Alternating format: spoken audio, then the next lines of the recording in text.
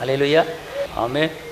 உங்கள் உள்ளத்தை தொடும்படி ஆவியானவர் விரும்புகிறார். அதாவது இந்த நாளிலே அநேகர்களுக்கு ஒரு பக்தி வைராக்கியம் குறைந்து போய் கர்த்தர் பேரிலே ஒரு பற்றுதல், கர்த்தர் பேரிலே ஒரு அக்கறை, கர்த்தர் மேலே ஒரு ஆசை, கர்த்தர் மேலே ஒரு அன்பு, கர்த்தர் மேலே ஒரு பாசம், கர்த்தர் மேலே ஒரு நேசம் இல்லாமல் உலகத்துக்கு தன்னுடைய எண்ணத்தையும் உலகத்துக்கு தன்னுடைய சிந்தையும் கொடுத்து வாழ்கிற மக்கள் ஏராளம் இருக்கிறார்கள். இன்னைக்கு நம்முடைய வாழ்க்கையில் ஏன் நெருக்கம் வருகிறது, ஏன் நிந்தைகள் வருது என்று கேட்டால் கர்த்தருக்கு கொடுக்க வேண்டிய கனத்தை நம்ம கொடுக்கறது கிடையாது. ஆமென் சொல்லுங்க. அல்லேலூயா. அதனால நம்முடைய வாழ்க்கையில் வருகிற நெருக்கத்தை கர்த்தர் என்ன செய்ய போறாரு? மாற்ற போறாரு. ஆமென் சொல்லுங்க. அல்லேலூயா. அதான் நெருக்கத்திலே கர்த்தரை நோக்கி நான் கதறி கூப்பிட்டேன், நெருங்கி வந்து என் குரலை கேட்டு விடுதலை கொடுத்தார். அல்லேலூயா. கர்த்தரை நோக்கி கூப்பிடும் போது உங்கள் நெருக்கம் பெருக்கமாக மாறும். அல்லேலூயா. ஆமென் சொல்லுங்க. நான் கர்த்தரை நோக்கி நான் கூப்பிடுவேன், என்னை நோக்கி கூப்பிடும் போது மறு உத்தரவு தருவேன் என்று வாக்கு பண்ணியிருக்கிறார். நான் கூப்பிடும் போது, நான் தேடும் போது எனக்கு அறியாத எட்டாத பெரிய காரியத்தை கர்த்தர் எனக்கு செய்ய போறார். ஆமென். அல்லேலூயா. இந்த இடத்துல உட்கார்ந்து இருக்கிற ஒரு சில பேருக்கு நிரந்தரமான கவர்மெண்ட் ஜாப் வேலையை கர்த்தர் ஆயத்தம் பண்ணி வச்சிருக்கிறார். அல்லேலூயா. ஆமென். நம்புறீங்களா நம்பலையா? ஆமென். கர்த்தர் உங்களுக்கு ஒரு பெரிய மாற்றத்தை செய்ய போறார். காரியம் மாறுதலை என்ன செய்ய போகிறது? முடிய போகிறது. ஒரு வசனத்தை வாசிப்போம். 1 கொரிந்தியர் 10:33.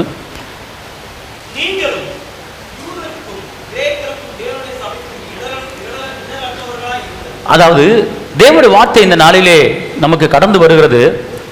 அதாவது உலகத்தில் வாழ்கிற மனிதர்களுக்கும் உற்றார் உறவினர்களுக்கும் சொந்தங்களுக்கும் அறிந்தவர்களுக்கும் அறியாதவர்களுக்கும் தெரிந்தவர்களுக்கும் தெரியாதவர்களுக்கும் சபைக்கும் ஊழியர்களுக்கும் நீங்கள் இடரல் இல்லாத ஒரு வாழ்க்கை வாழும்படி கர்த்தர் விரும்புகிறார்.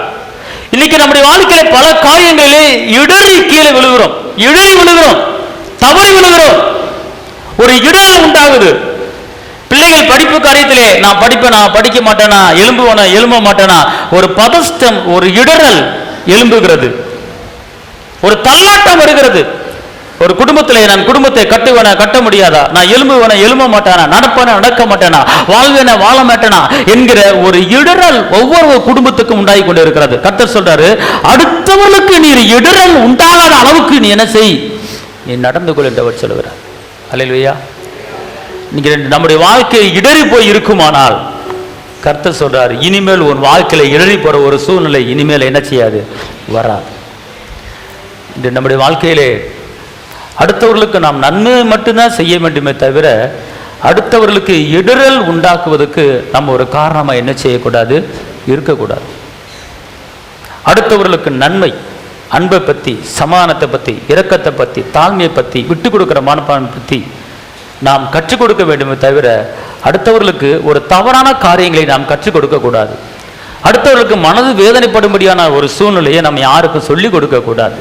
அதான் கர்த்தர் சொல்றாரு, இங்கு கிரேக்கருக்கும் தேவனுடைய சபைக்கும் இடரல் அற்றவர்களாய் என்ன செய்ய, உங்களால யாருக்கு இடரல் வந்துடக்கூடாது, உங்களால யாருக்கு பிரச்சனை வந்துடக்கூடாது, உங்களால யாருக்கு துக்கம் வந்துடக்கூடாது, உங்களால யாருக்கு கஷ்டம் வந்துடக்கூடாது, உங்களால யாருக்கு அவமானம் வந்துடக்கூடாது, உங்களால யாருக்கு நெருக்கம் வந்துடக்கூடாது.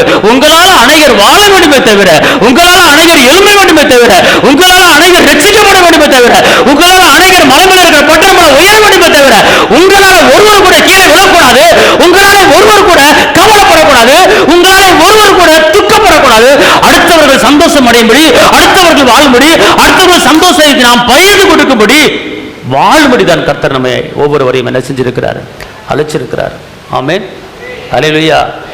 இன்னைக்கு ஏன் மூலமா அந்த குடும்பம் வாழுது, கர்த்தர் வாழ வச்சிருக்கிறாரு. இன்னைக்கு ஏன் குடும்பம், ஏன் மூலமா அந்த குடும்பம் நடக்குது, கர்த்தர் செஞ்சிருக்கிறாரு. அதுதான் கர்த்தர் செய்கிற ஒரு காரியம். அது நம்மளால ஒரு தொழில் கெட்டு போகக்கூடாதுங்க. நம்மளால ஒரு பிள்ளைக்கு படிக்கிற காரியம், படிப்பு நம்மளால கெட்டு போயிடக்கூடாதுங்க. நம்மளால சேர வேண்டிய குடும்பத்தை சேரவிடம் ஆக்கக்கூடாதுங்க. நம்மளால முடிஞ்ச அளவுக்கு சமாதானமா இருப்பதுக்கு கர்த்தருடைய வார்த்தை சொல்லுகிறது, கூடிய மட்டும் எல்லாரிடத்திலும் நீங்கள் சமாதானமா இருங்கள் என்று சொல்லப்பட்டிருக்கிறது.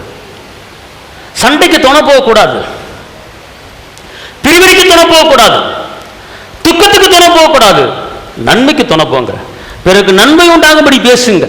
நான் பேசுகிற வார்த்தை ஒரு மனிதனுக்கு மனது புண்படும்படி பேசக்கூடாது, ஒரு மனது வேதனைப்படும்படி, ஒரு மனது அழுகும்படி, ஒரு மனது கஷ்டப்படி. நம்ம வார்த்தை ஒரு மனிதனை கொல்லும், ஒரு மனிதனை வாழ வைக்கும். நம்முடைய வார்த்தை பிறருக்கு சந்தோஷம் உண்டாகக்கூடிய வார்த்தையாகத்தான் இருக்க வேண்டுமே தவிர துக்கமான ஒரு வார்த்தையை நமக்கு என்ன செய்யக்கூடாது, இருக்கக்கூடாது. காரணம், நாம் இடரில் உண்டாகாதபடிக்கு நம்ம என்ன செய்ய வேண்டும், வாழ வேண்டும். 1 பேதுரு 2:8-9. 1 பேதுரு 2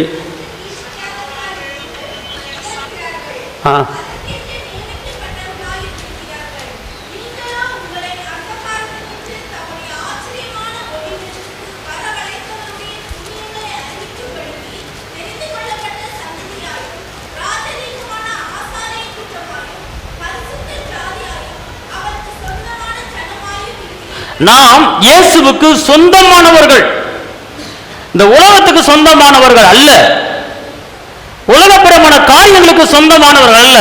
இங்கு தேவனுடைய வார்த்தை வருகிறது, நீங்கள் எனக்கு நீங்க பாத்தியப்பட்டவர்கள், எனக்கு நீங்க சொந்தமானவர்கள், எனக்கு நீங்கள் பிள்ளைகள் என்றவர் சொல்லுகிறார்.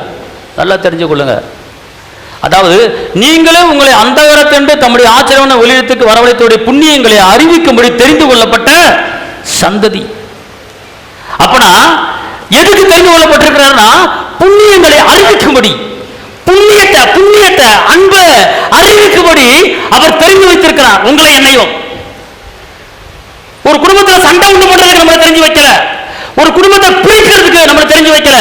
அவருடைய அன்பை பற்றியும், அவருடைய இரக்கத்தை பற்றியும், அவருடைய சிலுவை பாடுகளை பற்றியும், அவர் இரத்த சிந்தனை பற்றியும், அவருடைய புண்ணியங்களை, அவருடைய அற்புதங்களை அறிவிக்கும்படி, தெரிவிக்கும்படி, சொல்லும்படி அவர் உங்களையும் என்னையும் என்ன செஞ்சிருக்கிறார், தெரிந்திருக்கிறார். அதான் புண்ணியங்களை அறிவிக்கும்படி தெரிந்து கொள்ளப்பட்ட சந்ததி.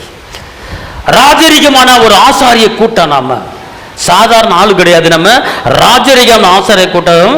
அது மாத்திரமல்ல, பரிசுத்த ஜாதியும் அவருக்கு சொந்த ஜனங்களுமாய் நாம் இருக்கிறோம். ஆமென் சொல்லுங்க. அல்லேலூயா, அல்லேலூயா. நீங்க பேசுகிற வார்த்தை ஒரு மனதுக்கு புண்படும்படி பேசக்கூடாது. அப்படி தெரியாமல் பேசிவிட்டால், தெரியாமல் பேசிவிட்டேன் என்னை மன்னித்து விடு என்று சொல்வது நல்லது. தன் பாவங்களை அறிக்கையிட்டு விட்டு விடுகிறவன் இரக்கம் பெறுவான், மறைக்கிறவன் வாழ்வடைய மாட்டான். இன்னைக்கு நம்முடைய குடும்பங்களிலே அநேக இடர்கள் உண்டாகி கொண்டிருக்கிறது. இடர்கள், சண்டை, பிரச்சனை, போராட்டம். அந்த இடர்கள் வராத அளவுக்கு நாம் கண்ணும் கருத்துமாக நாம் இந்த பூமியில் என்ன செய்ய வேண்டும், வாழ வேண்டும். பரியசக்கார உட்கார இடத்துல உட்காராத அப்படின்னு வேதம் சொல்லுதுன்னா அந்த இடத்துல உட்காரக்கூடாது. அநியாயம் உலகத்தில் நடக்குது, அட்டூழியம் உலகத்தில் நடக்குது, பிரிவினைகள் நடக்குது, சண்டைகள் நடக்குது, கொள்ளை நடக்குது, கொலை நடக்குது. ஒரு செயினுக்காக கழுத்தை அறுத்துட்டு போகக்கூடிய ஒரு சூழ்நிலை இருக்கிறது. ஒரு சின்ன வளைவுக்காக கையை வெட்டக்கூடிய ஒரு சூழ்நிலை இருக்கிறது. இரக்கமற்ற ஜனங்கள் எப்படியாவது வாழ வேண்டும் என்கிற காரணத்துக்காக கொலை பண்ணி கொண்டு வாழ்க்கையை ஓட்டி கொண்டு இருக்கிற ஜனங்கள் இருக்கிறார்கள். அவர்கள் மத்தியில் தான் வாழ்ந்து கொண்டு இருக்கிறோம். ஆனால் கர்த்தர் அதுக்கு நம்மளை என்ன செய்யலை, அழைக்கலை. புண்ணியங்களை அறிவிக்கும்படி. இன்னைக்கு நம்ம அன்பை பற்றி பேசலாம். எப்படி அன்பு தெரியும்?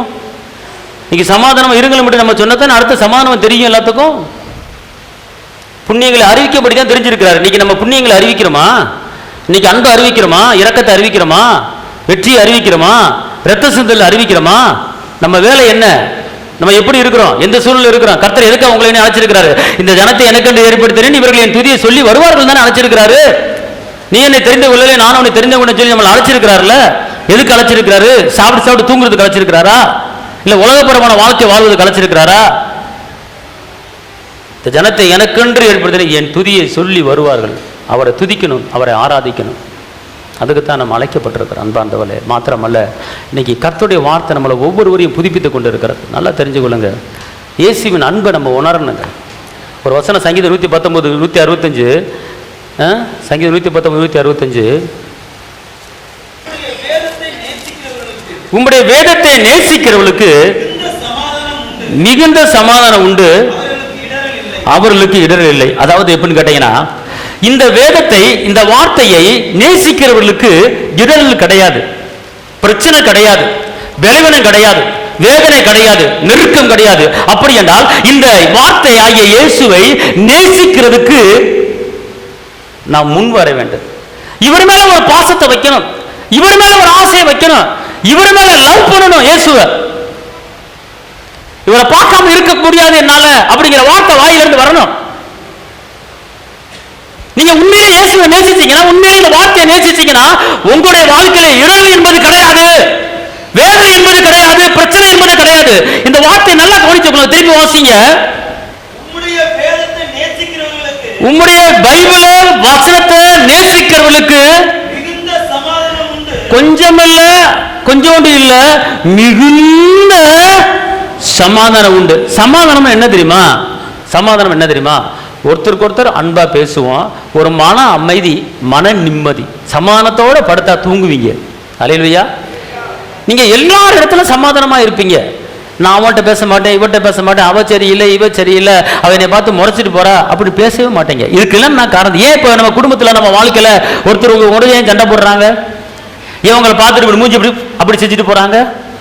ஏன் அப்படின்ட்டு போறாங்க? நீங்க வந்த உடனே டக்குன்னு அங்கே திரும்பிட்டு போறாங்க. ஏன்? ஏக்க உங்க பக்கத்து வீடு தானே, ஏன் பேச மாட்டீங்க? அவட்ட நான் பேச மாட்டேன், அவட்ட பேசி நான் 3 வருஷம் ஆச்சு, அவ சரியில்லை, அவ அப்படி, இவ இப்படி. அடுத்தவளை நியாயம் கர்த்தர் நம்மளை அழைக்கல. ஆனா கர்த்தர் சொல்றாரு, ஏன் இப்படிப்பட்ட இடர்கள் வருகிறது? ஏன் ஒருத்தருக்கு ஒருத்தர் எழும்புறாங்க அப்படின்னு கேட்டா, வேதத்தை நேசிக்காத மனிதர்களுக்கு இப்படிப்பட்ட ஒரு சூழ்நிலை ஆட்டோமேட்டிக்கா வந்துடும். வேதத்தை நேசிக்காத மனிதர்களுக்கு இப்படிப்பட்ட ஒரு சூழ்நிலை வீடு தேடி வரும். அதான் வேதம் சொல்லுகிறது, வேதத்தை நேசிக்கிறவர்களுக்கு இடர்கள் என்பதே கிடையாது.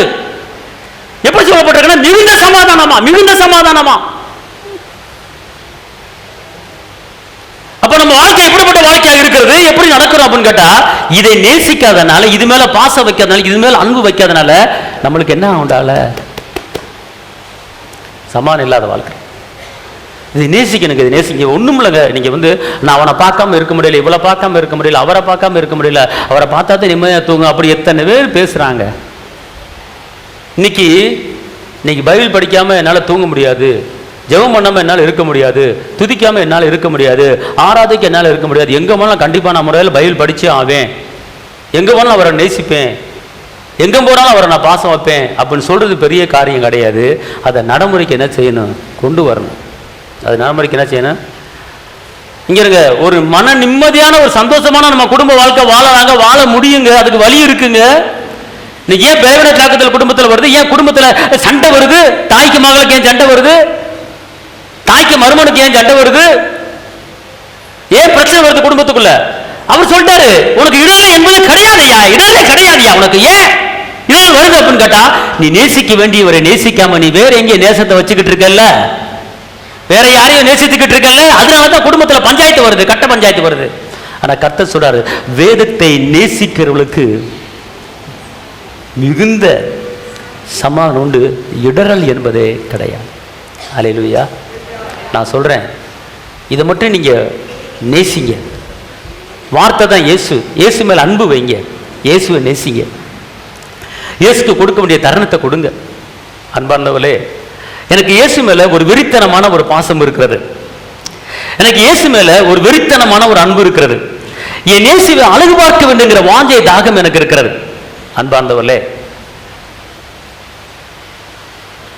இயேசுவான ஒரு ஜெபத்தை கற்றுக் கொடுத்திருக்கிறார். பரலோகத்தில் இருக்கிற எங்கள் பிதாவே அச்சிக்கப்படுவதாக, உம்முடைய ராஜ்யம் பூலோகத்திலும், அதாவது பரலோகத்திலும் செய்யப்படுவது போல பூலோகத்திலும் செய்யப்படுவதாக.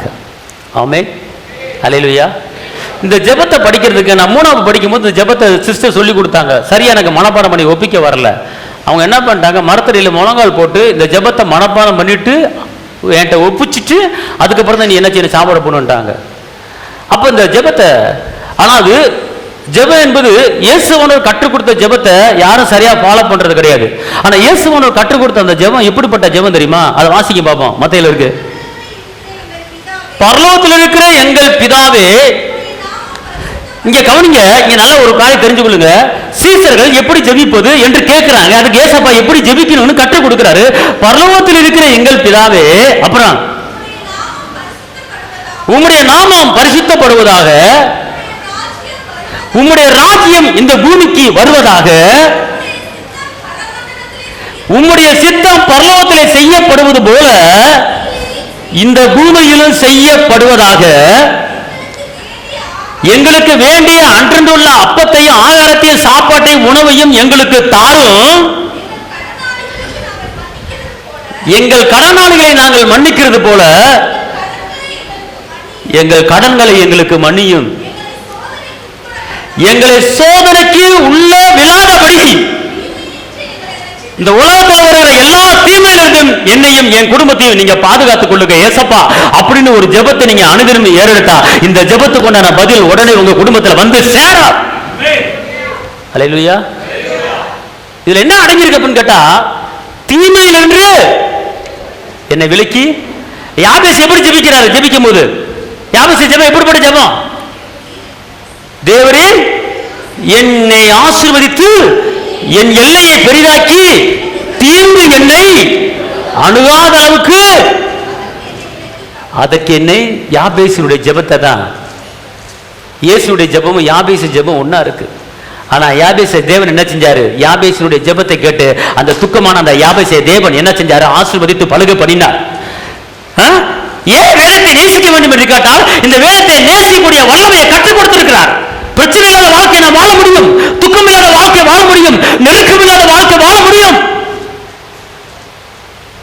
அன்பார்ந்தவர்களே, இந்த ஜெபத்தை படிக்கும் போது இதை பத்தி உள்ளான கருத்து தெரியல, ஆனா இப்பதான் தெரிகிறது ஜெபத்தினுடைய வல்லமை. பார்த்துக்கணும். சின்ன பிள்ளைகள் படிக்கும்போது ஜெபத்தை மனப்பாடம் பண்ணி ஒப்பிக்க சொன்னாங்க. எப்படியோ ஒப்பிக்கணுமே வந்து ஒப்பிச்சோம். ஆனா இதுக்குள்ள இருக்கிற ரகசியங்கள், இதுக்குள்ள இருக்கிற மறைபொருள், இதுக்குள்ள இருக்கிற வெளிப்பாட்டுகளை இந்த மனக்கண் இறுதிய கண் அறியவில்லை. ஆனா இந்த மனக்கண் இறுதிய கண் இப்ப அறிந்திருக்கிறது. உங்களுக்கு எனக்கும் கருத்து வெளிப்படுத்துகிறார். பரலோகத்திலே செய்யப்படுவது போல புலோகத்திலே செய்யப்படுவதா? வாசிங்க எரேமியா 48. கர்த்தருடைய வேலையை அசதியா செய்கிறவன் சபிக்கப்பட்டவன்.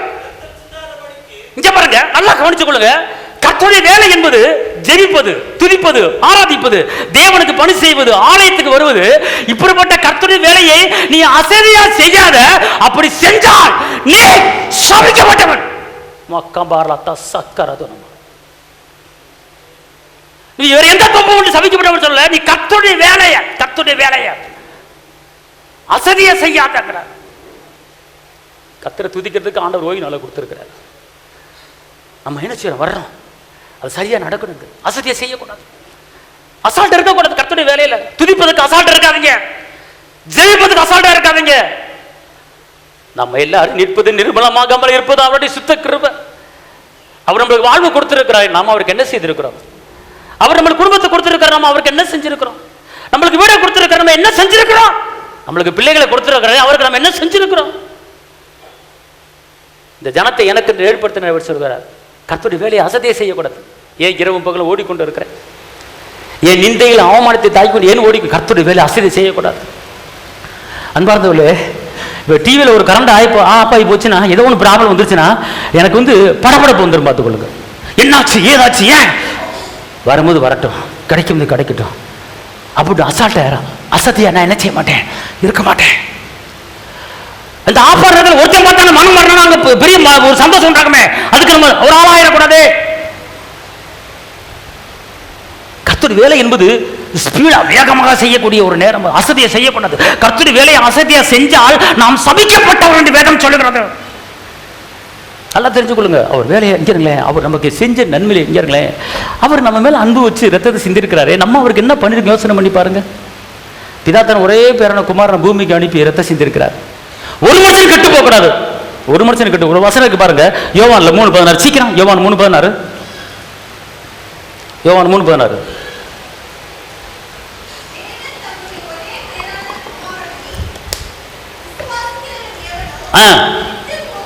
இங்க பாருங்க, நல்லா தெரிஞ்சு கொள்ளுங்க. இந்த வார்த்தையை கேட்கிற ஜனங்களே, இயேசுவை நீங்கள் விசுவாசித்தால் நீங்க கெட்டவர்களாய் இருந்தாலும் நீங்கள் நல்லவர்களாய் மாறிவிடுவீர்கள். இதுதான் இயேசுவுடைய அன்பு. ஒரு மனுஷன் கெட்டு போக மாட்டான். அந்த அந்த வசனம் என்ன சொல்லுன்னு கேட்டா, வாசிங்க திருப்பி.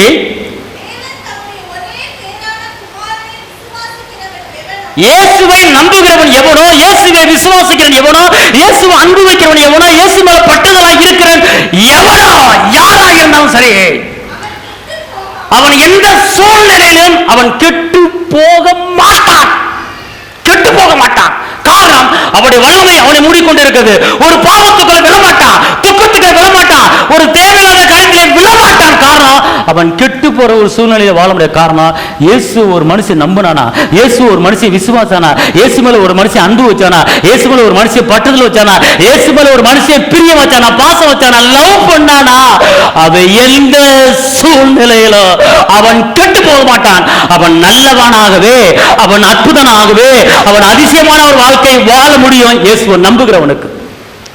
அல்லேலூயா. நல்லா தெரிஞ்சுக்கொள்ளுங்க.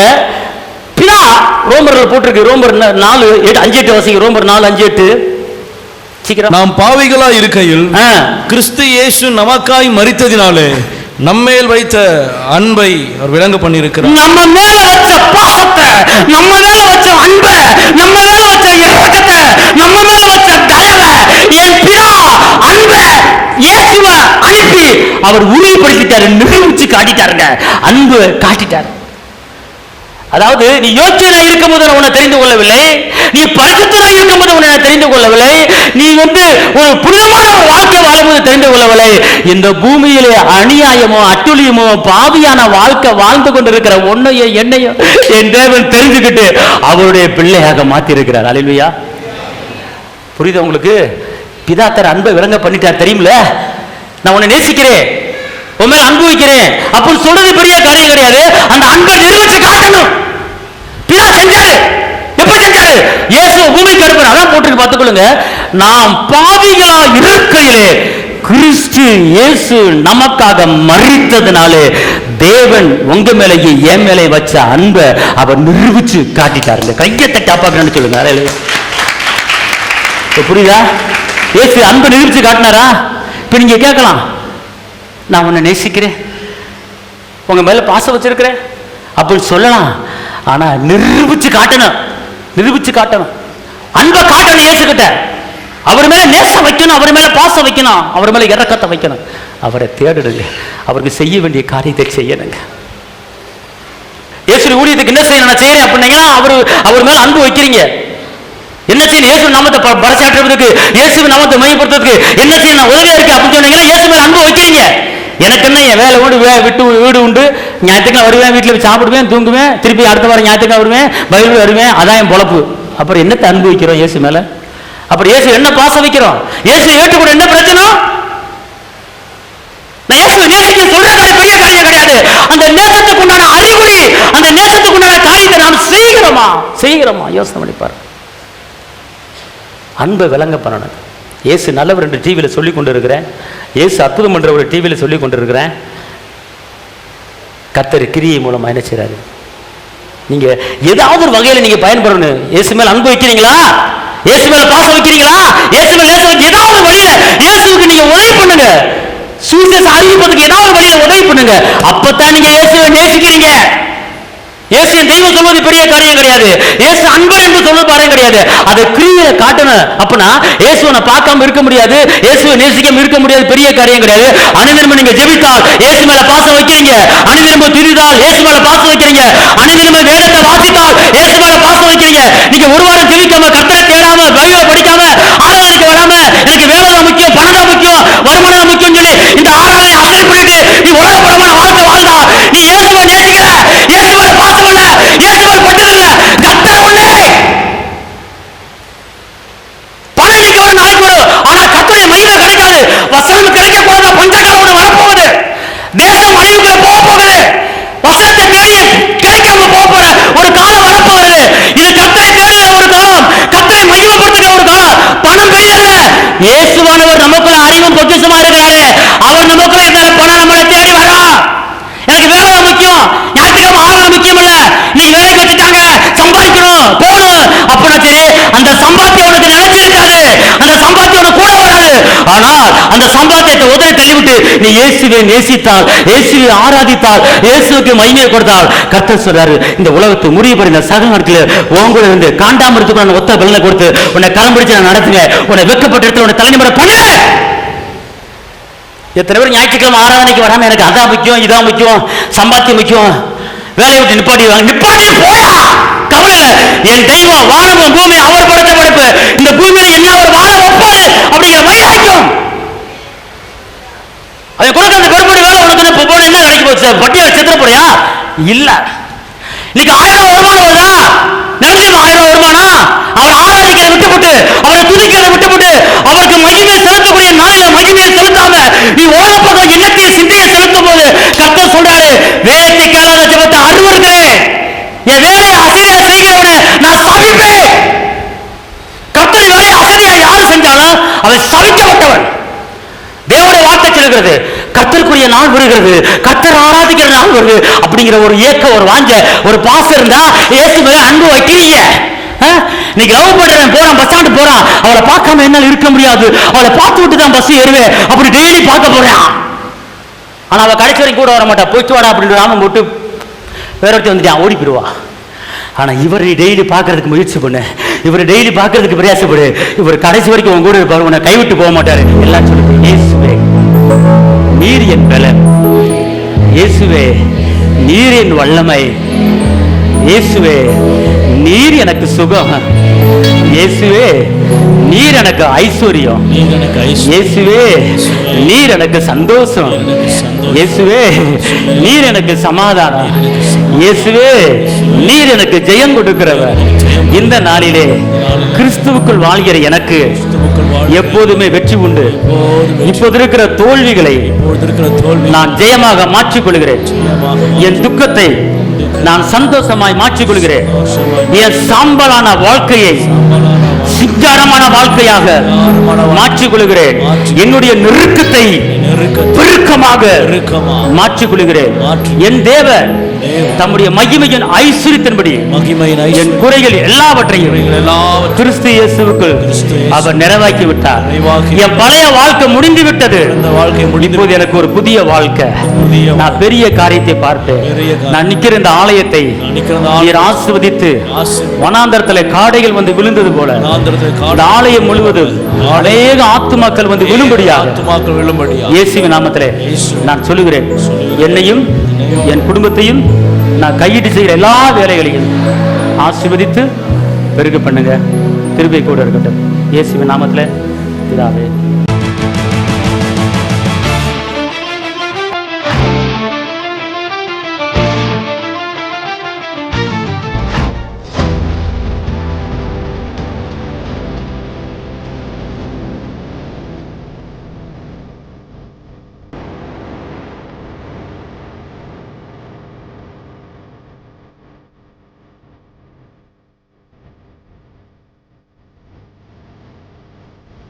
உங்கள் வாழ்க்கையில் போராட்டமா, கண்ணீரா, வேதனையா? இயேசு உங்களுக்கு அற்புதம் செய்வார். எங்களோடு இணைந்து கர்த்தரை ஆராதிக்க உங்களை அன்புடன் அழைக்கிறோம். எங்கள் முகவரி போதகர் சி. ஜீவா, திரியேக தேவ எழுப்புதல் ஆலயம், RS Nagar, Allampatti, Virudhunagar. Cell number 9493313673. Email address jiva.boj@gmail.com. ஞாயிறு ஆராதனையின் நேரம் காலை 8:30 மணி முதல் 10:30 மணி வரை. செவ்வாய்க்கிழமை மன்றாட்டின் ஆராதனை மாலை 6:30 மணி முதல் 8 மணி வரை. வெள்ளிக்கிழமை உபவாச கூட்டம் காலை 10 மணி முதல் 12 மணி வரை. மாதத்தின் 1ஆம் தேதி வாக்குத்தத்த ஆராதனை காலை 5 மணி முதல் 7 மணி வரை. கர்த்தர் உங்களை ஆசீர்வதிப்பாராக.